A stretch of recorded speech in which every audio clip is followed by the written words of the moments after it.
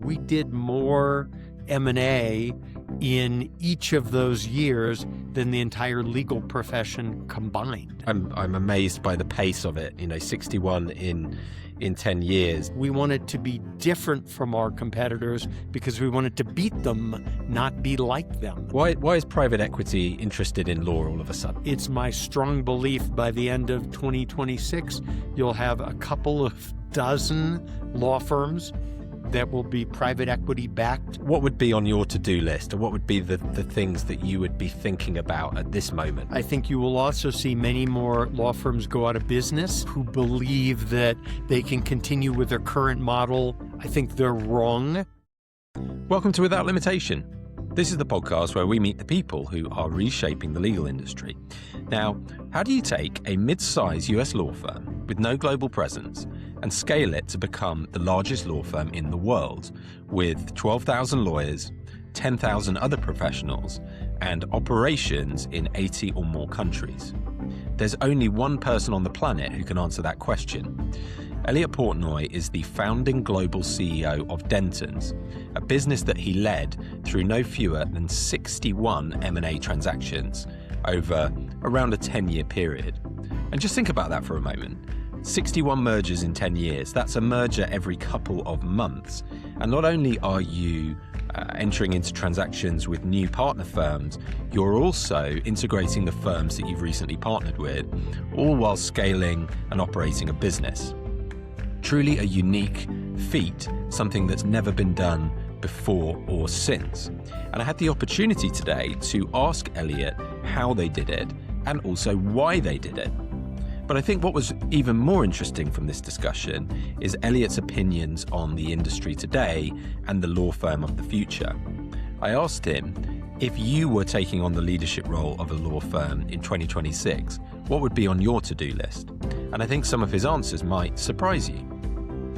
Elliott's really active right now advising private equity and other strategics on investments in the legal space, and I asked him what's behind that. I also asked him what he thinks is driving the recent wave of merger activity, and I spoke to him as well about education, career paths for junior lawyers, and whether he's bullish or bearish about the future of our industry. I think few people on the planet can speak to the global legal industry with as much experience as Elliott, and I really enjoyed this conversation. And I think whether you are a managing partner, whether you have a leadership role in a law firm or a legal tech company, and you're curious about where the industry is going to be going in the coming years, I think you will learn a lot. I certainly did. So without further ado, let's get into it. Here's my conversation with Elliott Portnoy, the founding global CEO of Dentons and a strategic advisor to private equity on investments in the legal domain.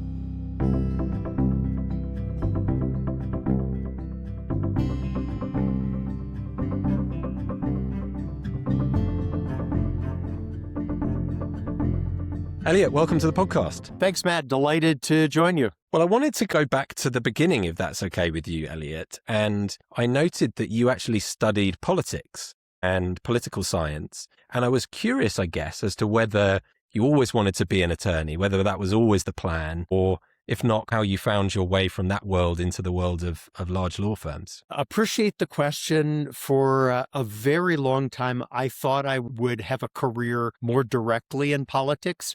I worked on Capitol Hill in the U.S. and always imagined a life in the political and policy world. Ultimately elected to, after studying politics, both as an undergraduate in the U.S.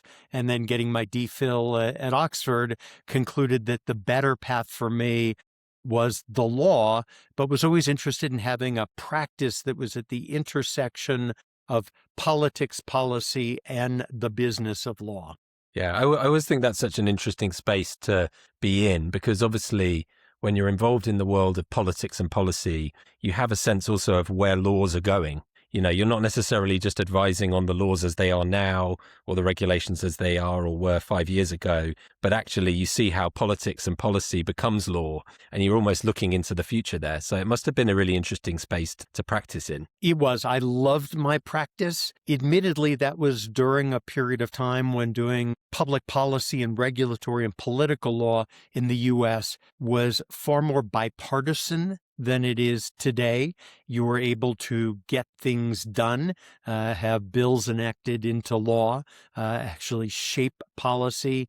These days, given the very high degree of divisiveness, the shrill partisanship, it's much, much harder to get things done, far easier to kill them off. Quite grateful that my practice took place during a period of time when I could actually get some things done on behalf of my clients. Yeah, well, that almost feels like a podcast in itself, one for another time. So next, obviously, you went to Arent Fox, as we were just discussing, but before we came on, and I saw that you left there and you actually took the team with you. Am I right in that? You took the team with you over to Sonnenschein. So that seems to have been quite a pivotal moment, I guess, in your career. Can you just share a little bit more about that story, how you ended up taking a team across with you? I'd be delighted to. I led a really outstanding team that was doing public policy, government affairs, lobbying, political law at the highest level, but we needed more of a internal referral network, particularly a broader U.S. platform, and in the end, a broader global platform.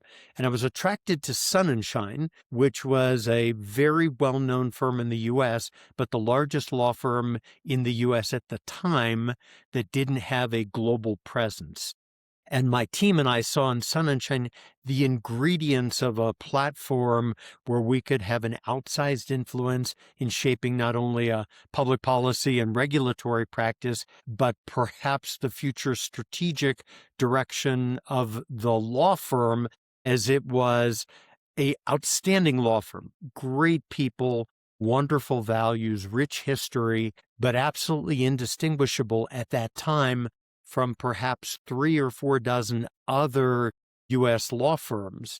And it was clear that a strategic pivot was required, and my team and I thought we could have influence on the future direction of that firm. So the firm didn't have any overseas presence when you joined it? It did not. It had had a brief foray into the UK market some years earlier that had not been an overwhelming success, and they had withdrawn from the London market.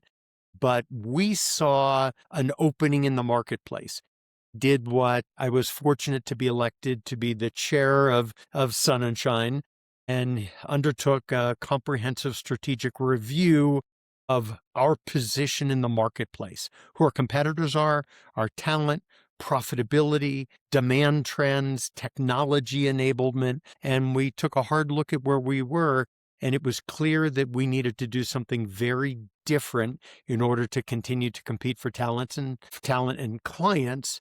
But also we saw through this strategic review what I would describe as an opening in the marketplace for a different kind of global law firm. And while it is perhaps improbable that Sonnenschein would be the foundation for that very different law firm, and even more improbable that Sonnenschein would be the foundation for what became the world's largest law firm, we saw the ingredients that might make that possible. Yeah, just an incredible story. Just hearing that, that it didn't really have an overseas presence. And then fast forward, I don't know, 10, 15 years, and you're in 80 countries, as we're gonna come on to. Yeah, our first deal was in the UK in 2010 with Denton Wild Sapt, and I vividly remember the Legal Week headline, which likened the combination between Sonnenschein and Denton Wild Sapt as akin to 2 drunken sailors falling into bed together. It was not a warm embrace by the UK legal media. You might know a little bit about that. And it was an improbable start to what has been an extraordinarily remarkable and successful journey. Yeah, the British press have never been the most forgiving, really. It's kind of a national hobby. And yeah, just talking about the Denton story. So in preparing for this podcast, I was looking at obviously the mergers that you were involved in, and we're going to come on to those, and there were a lot, but also just the founding story of Denton's, or rather Denton Wild Sapped. And you end up sort of going back to something like 1788. And I thought perhaps with AI, somebody should build like a web of all the different mergers and combinations that led to Dentons as it is today. That goes back to the 18th century in the UK, and I think probably the turn of 20th century or something in the US. But it feels like that's not out of reach now. We could just dump that into an LLM and generate like an infographic, unless you have one already. Yeah. Dentons has one. It's a timeline. We did 60 or 61 M&A deals during the time that I was the founding global CEO.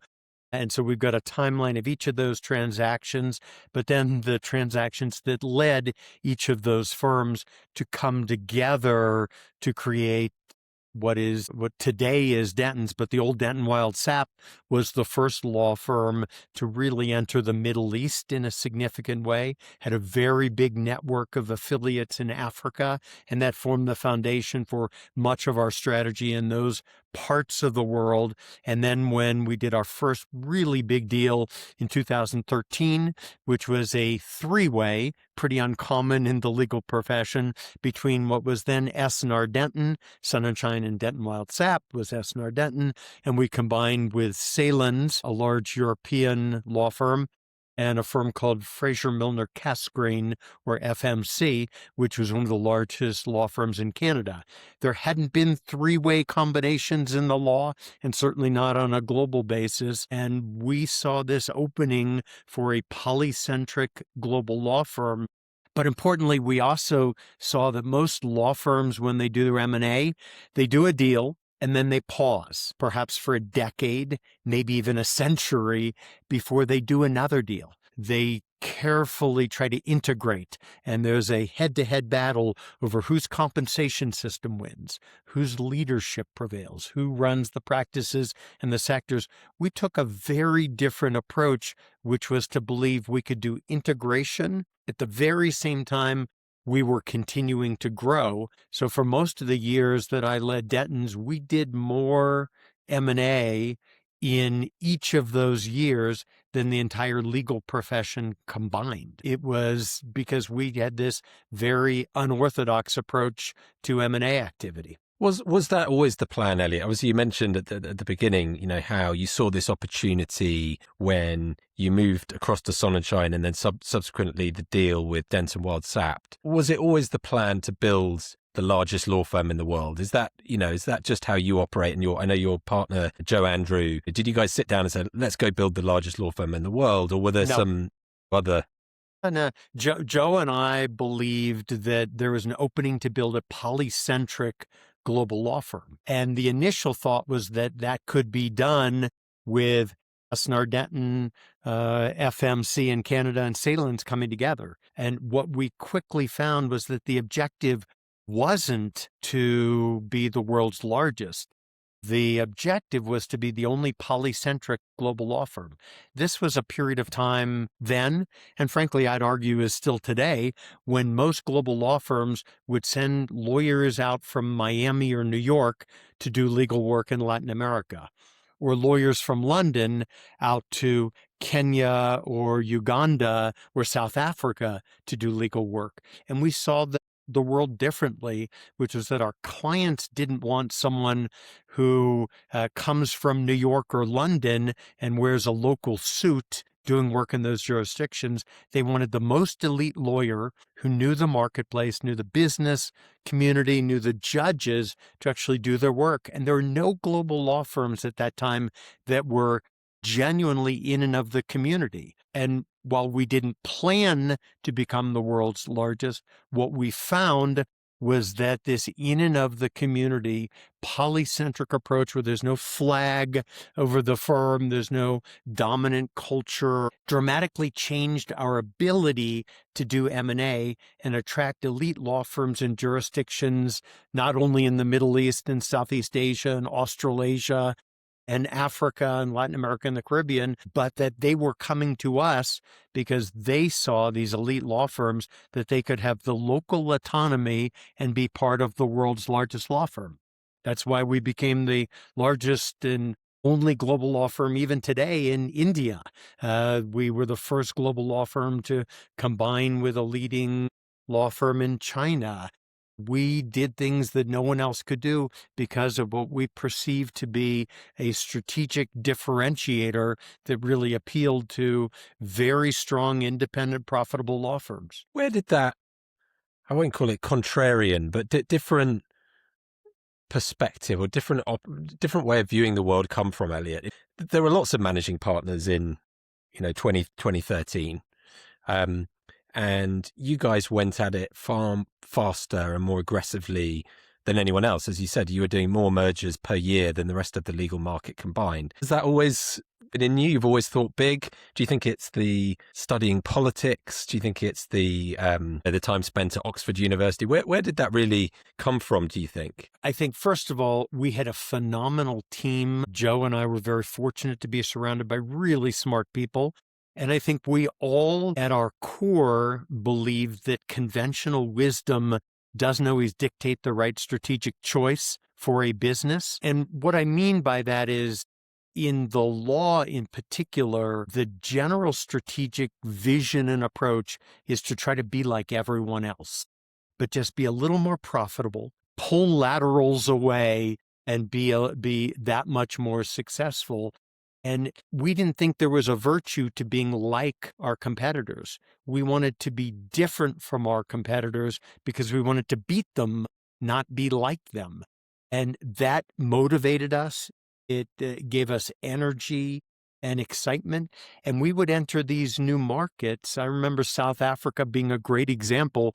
We became the first level 1 Black economic empowerment certified law firm in South Africa, the only global law firm that was Black-owned, Black-led, and the extraordinary ability to give a career opportunity to lawyers in South Africa or Uganda or the Philippines, or we could go jurisdiction by jurisdiction, by recognizing that most global law firms just ignore those jurisdictions, only focus on the big financial markets.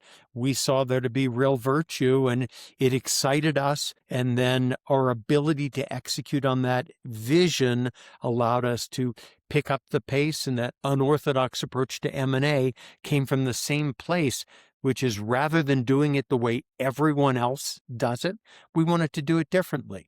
Now, I will say my time at Oxford certainly helped expose me to the virtues and value of a global world, and we were all in as a global enterprise. I recognize today we're in an increasingly polarized and multipolar world, but when we embarked on the journey to build Dentons, we believed that the future success of our business was all about creating opportunities for our clients and our people all over the world. So 61 mergers in 10 years, I think, or just over 10 years. Effectively what you built was an M&A machine. You must have done, because mergers are not straightforward. You've got to identify the right partners, the right targets. You've got to manage confidentiality. You can't have leaks. You've got to get things through the partner vote. You've got to do integration. I mean, what did that machine look like? And what, just cast your mind back to those days, what did your days look like then? You must have been on calls with South Africa, Singapore, Australia. It's a feat India, in and of China, itself, isn't it? I think first we built an M&A team and an integration team. And we didn't expect the same team to do them both because the methodology that's required is different to do a deal than to knit together the firm that results. And each transaction was, in effect, the creation of a new global law firm. But we had two teams that worked very closely together, one focusing principally on the strategic M&A activity, and one team focused on building the global law firm and integrating it using the Swiss Verein structure, but layering on top of that structure the contractual elements of what was in effect more of a partnership. And we pulled those two things together, believing that you don't have to choose between growth and integration. You can do them both in parallel. And we demonstrated that that could be done and be done very effective.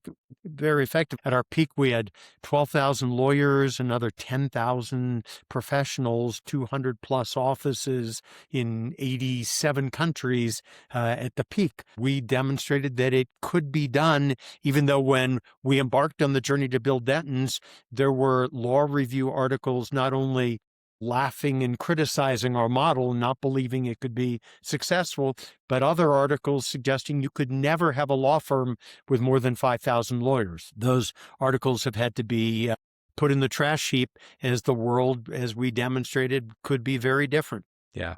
I mean, I have limited insight into this. I used to be with a firm called CMS, who have a Verein structure. And I actually ended up joining that firm through a tripartite merger. I was with a firm called Olswang, which some people listening will remember, which was a tech media. And I remember them. I knew them well and know the CMS leadership team. I think they used a European Economic Interest Group model rather than even a Verein, but know them very well, know some of their leaders and some of the firms that came together to help create it. Yeah. But just such an interesting model. But just I'm amazed by the pace of it. 61 in 10 years. At that time, Elliott, were you hopping on planes, or were you guys orchestrating all of this out of the US? What did that actually look like in practice? Well, our team was geographically dispersed. Our CFO, our chief legal officer, our chief marketing officer, our transactions and integration teams were all over the world. They were not only in the US. There was a very significant amount of travel. We were traveling probably 200 days a year at the peak, both for growth. In order to do 60 deals, you have to kiss a lot of frogs. There might have been 600 law firms that we met with along the way before we got the 60 to agree. But our team was all over. But then during the pandemic, we continued to grow, had to pivot our due diligence efforts, our negotiation efforts, and do them like you and I are having this conversation remotely, which is a very difficult way both to get a deal done and even harder to integrate the deal. But we found a way to get that done. Much of our growth in the U.S., we had 6 combinations with firms in the U.S. using an innovative model, and allowed the firm to go into markets that most U.S. law firms tended to marginalize: Pittsburgh, Indianapolis, Louisville, Salt Lake City, Des Moines, Iowa, Birmingham, Alabama.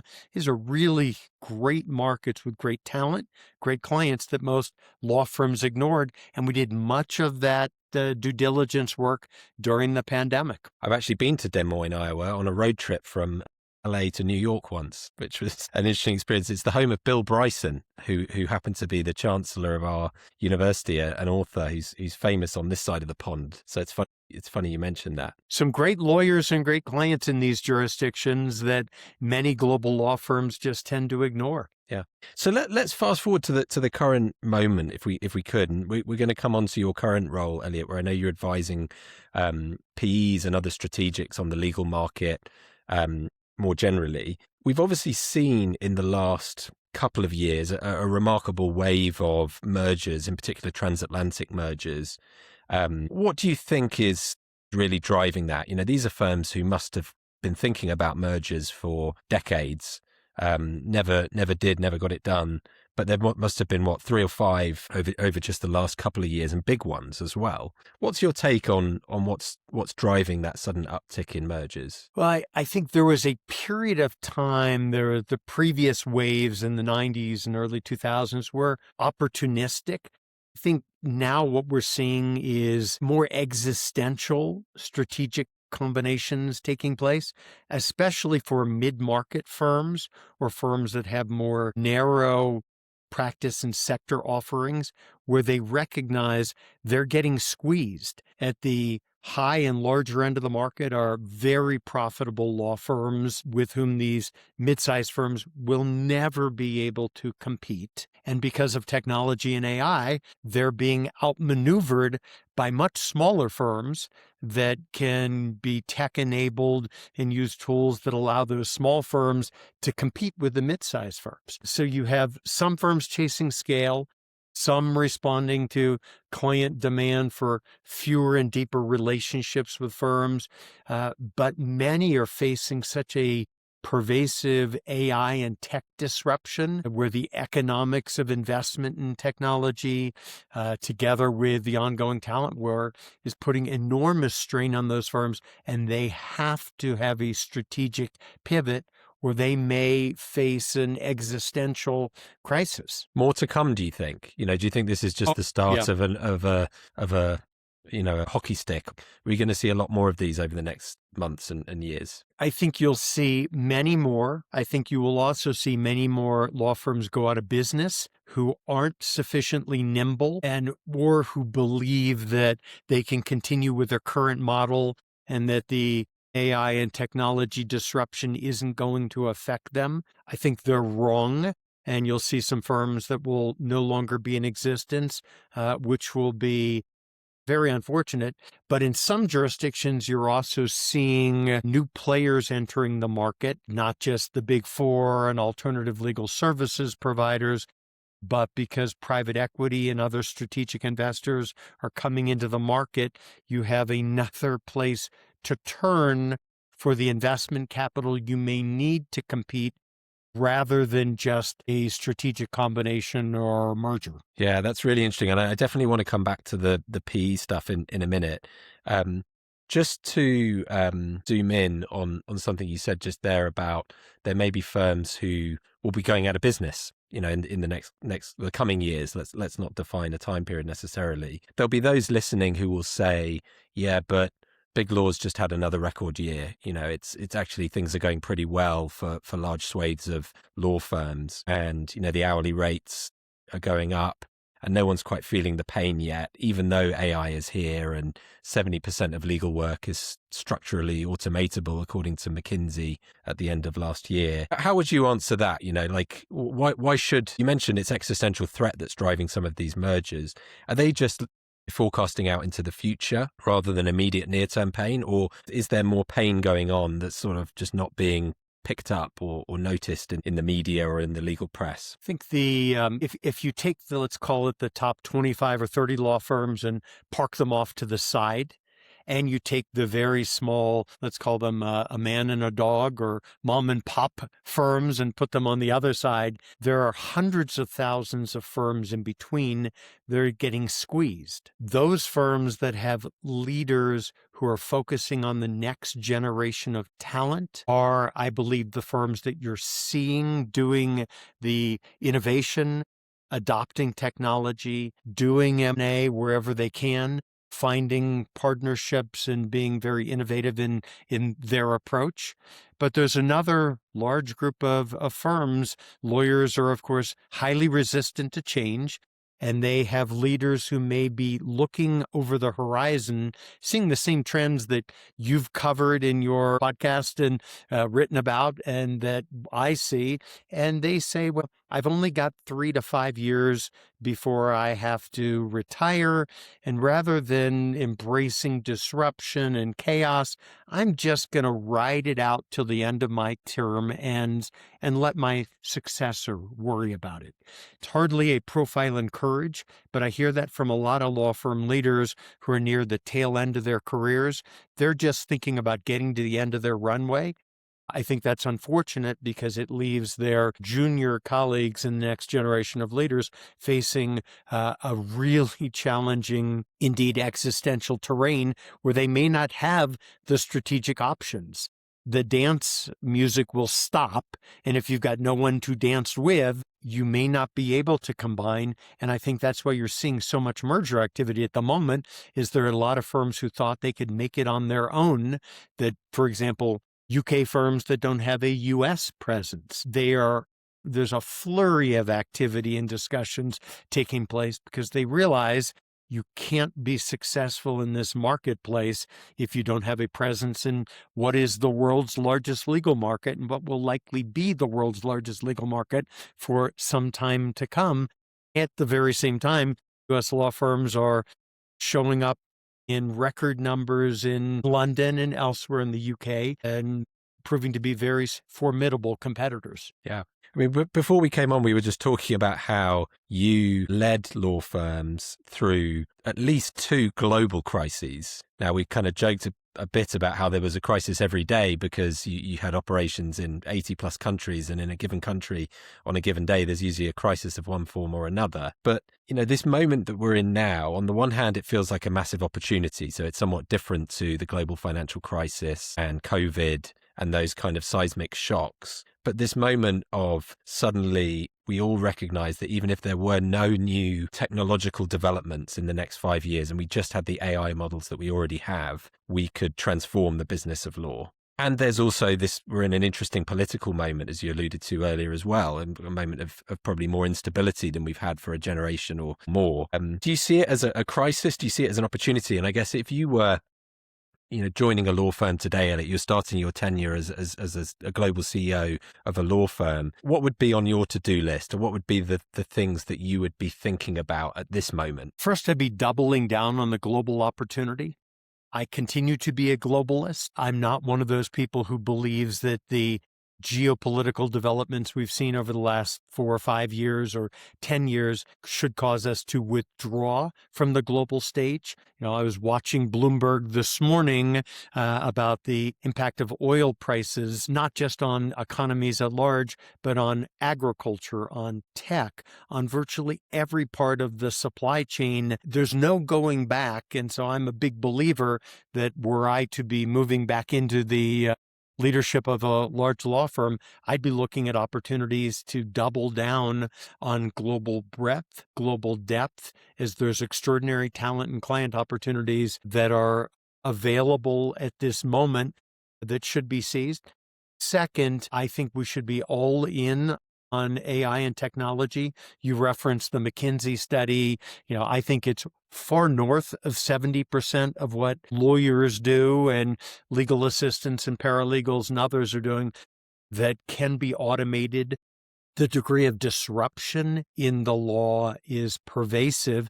And I suspect that the billable hour will be the first big casualty that we'll see in a few years as a result of that disruption. But I would be embracing technology, not just AI and the latest and greatest brilliant narrow point solution that's available, but broader tech enablement to lead my business. I'd be shifting away from the billable hour entirely towards more alternative fee agreements, contingency and success models, and others, as that would align our interests with clients more directly. Those are just a few of the things that I'd be thinking about, but certainly my time leading Dentons caused me to be a kind of unshakable believer in the value of a truly global enterprise. I mean, it's hard to see that the law firms of 5 or 10 years from now, if we're all right, that whether it's 70% or some other number, but let's agree a significantly higher percentage of legal work will be automated. What can be automated will be automated. A significantly higher portion than is automated today will be. It's hard to see that law firms in 5 or 10 years will look very much like law firms of today in that sense. The fundamental economics, as you say, start to change if we're going to do less of the billable hour. In my mind, we're going to have a multi-channel law firm model, perhaps, where you've got a productized channel where a portion of the work is productized. And I don't necessarily mean it's software products, but I mean it's fixed fee, fixed scope, service level agreements, turnaround times and outcomes focused. And there's another channel for the bespoke stuff that perhaps can't be productized, the bet the company litigation that nobody could have seen coming. I can see that being the model, but it's hard to see that law firms will even look anything like they look now. And I just wonder, is that how you see things? Or do you think the law firms of tomorrow will look much the same, with the partners at the top and the pyramid of associates at the bottom? Do they even look like law firms of today? Well, first, I'm not one of those people who believes that AI and technology is going to eliminate every legal job or even most legal jobs. I think the law continues to be a very powerful, vibrant, and attractive career option for those young people who are studying law today and think about law as a career. It just means what they do each day is going to be fundamentally transformed from what I did when I was a junior associate. Second, I think the old pyramid model has long been changing, looking more like a diamond, or maybe a diamond that's falling over on its side. There will be that dramatic transformation in the model. I think law firms increasingly, particularly in those jurisdictions where private capital can be attracted, will increasingly look more like business solutions firms, where they will offer litigation, transactional, and regulatory work, but also have a set of adjacent and ancillary businesses that are offered to clients at fundamentally different price points and service delivery models. That said, there will continue to be those elite law firms that continue to bill by the hour, continue to function much as they do, and continue to be boutiques at the other end of the spectrum. But it's that vast middle that's undergoing the most significant transformation. Yeah. Well, let's talk about PE then, Elliott, because I know you're active in that space at the moment as a strategic advisor. Why is private equity, I don't know if suddenly is the right word, why is private equity interested in law all of a sudden? I don't think it's sudden. I think the private capital world, private equity, has been looking at professional services broadly for many, many years: accounting, consulting, engineering services, architecture, looking for stable, recurring, profitable revenue in human capital businesses. The law is just another human capital business. We sell ideas for a living, much like accountants and consultants do, but there have been rules in place in many jurisdictions that either had the impact of impeding investment, or there was a perception that law might be the last bastion. The UK has long been a market where there have been publicly listed firms, private equity-backed firms, and everything in between with corporate and consultancy models. In the U.S., if you're a U.S. baseball fan, we're in the first inning of this effort, where you're just beginning to see the investment using a managed service organization or MSO model, or the ABS model. But typically it's this MSO model that seems to have a lot of appeal. And it's my strong belief by the end of 2026, you'll have a couple of dozen law firms that will be private equity backed through an MSO model. And then in 2027 and 2028, there'll be many more. And while the starting point in the US, at least, is consumer and retail focused firms, insurance, defense, construction defect, personal injury firms, there will be a steady but gradual move up the value and size chain till mid-size and larger law firms begin considering similar transactions. Stable, recurring, profitable revenue, and that's a real appeal to private equity firms. And just for those who aren't familiar with it, Elliott, the MSO model that you described, you're referring, are you, to that idea that some of the, call it the back office operations of a law firm are almost split out into a separate entity, and the PE invests into that entity, which has a recurring revenue stream. Is that the model you're talking about? I think it was Yes. McDermott was the one last year that everybody was talking about that was exploring that model. I don't know that was that deal done?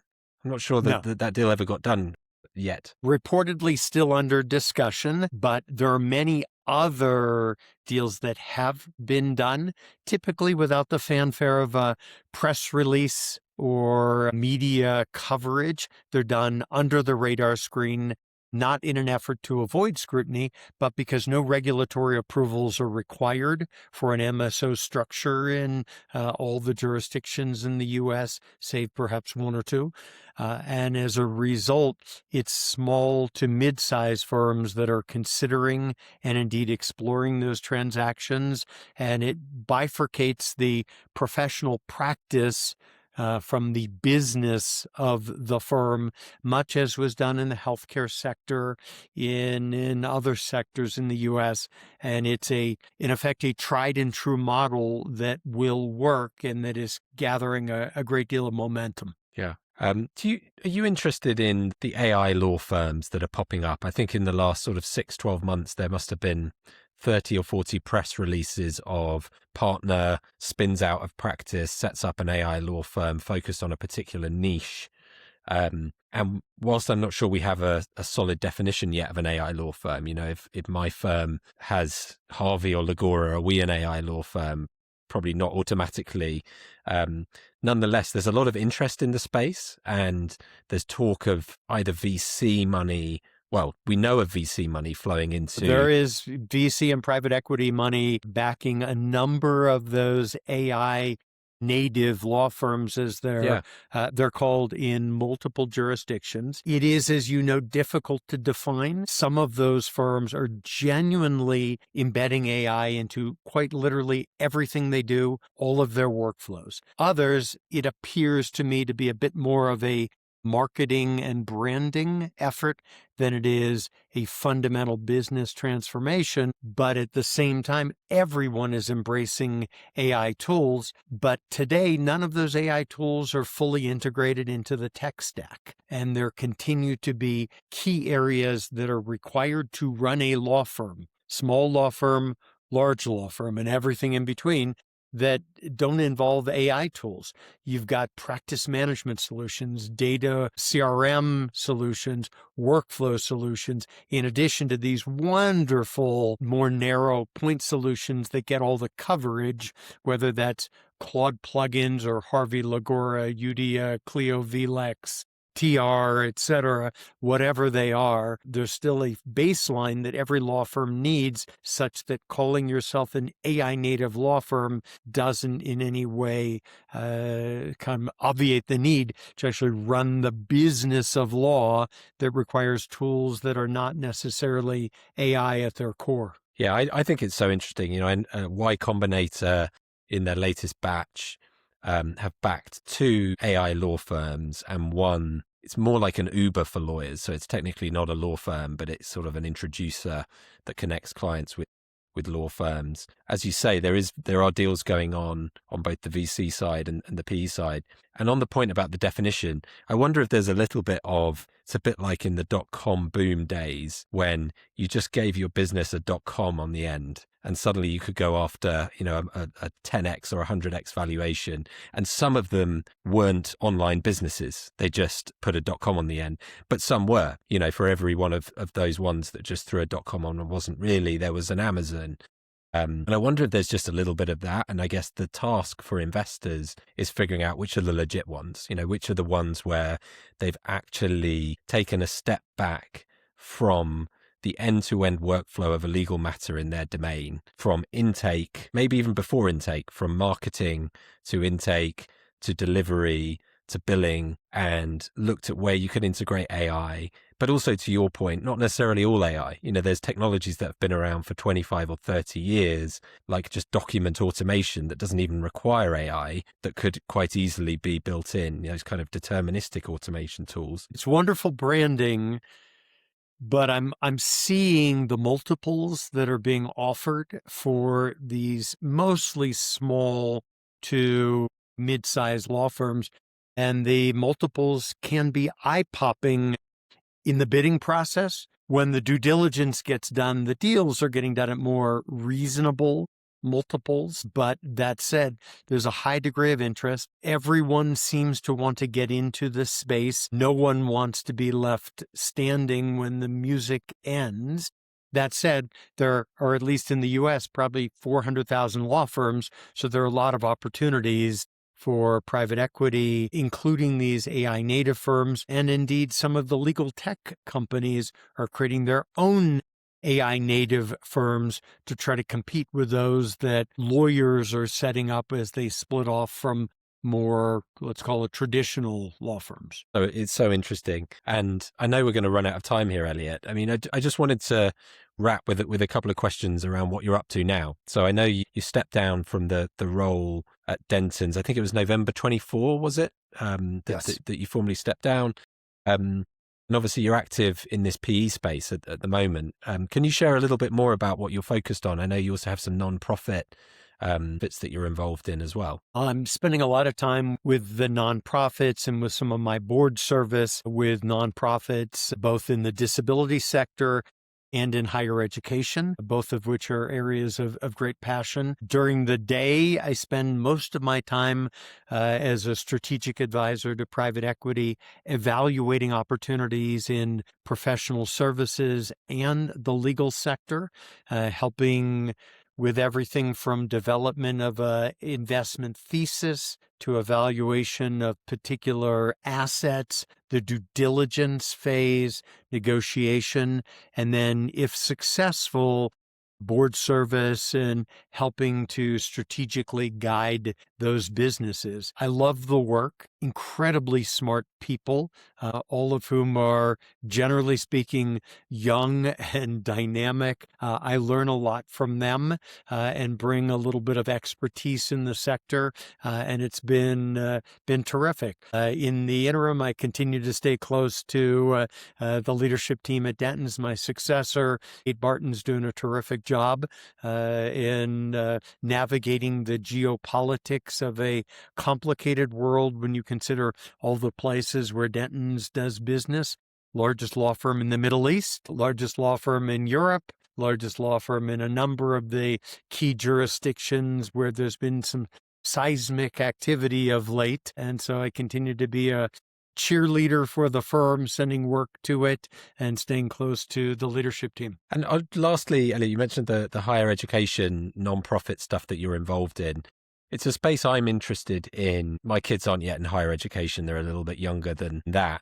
But I know there are a lot of parents in the world who are thinking about, okay, gosh, what does the future look like, and career paths for juniors across industries.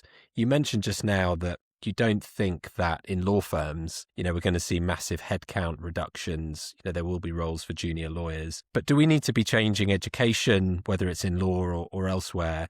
And yeah, would love to know a little bit more about what you're doing in the higher education space. Sure. I have the privilege of serving on the board of trustees of my alma mater, Syracuse University, which is an institution that has embraced technology, forged very innovative partnerships with Anthropic, for example, to provide Claude and other tools to every student and every faculty member, thinking about how a university can be, tech-enabled, AI first, AI native in much of what it does. I described earlier that lawyers are very adverse to change. Faculty members at institutions of higher education are probably the only group of people I've encountered who may be more resistant to change. And so doing what I can from my roles to try to urge universities all around the world to embrace technology, change the way they do business, and examine the fundamental model. Do we need in the United States 4 years? Could it be done more efficiently? What has COVID taught us about remote learning? How can universities be institutions that are equipped not just for the 18 to 22-year-olds, but for lifelong learners, so that students are coming back throughout their careers, even after they graduate, for certifications and further training, including when AI disrupts their workforce. There's huge opportunity, massive amount of disruption.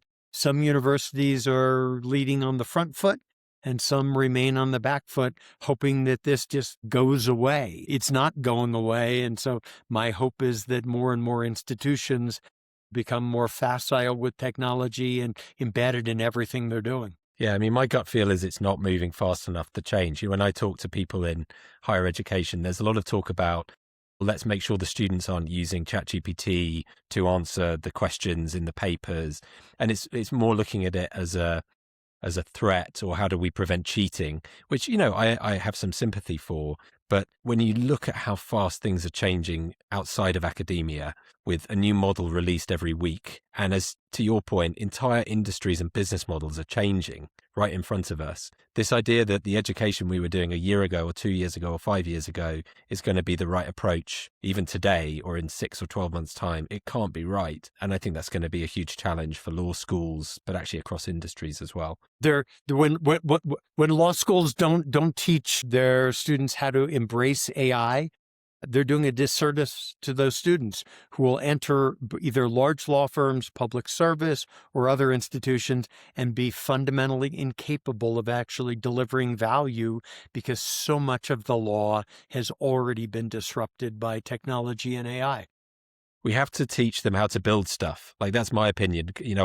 I'm going to try and teach a vibe coding class, Sussex University, which is my nearest university.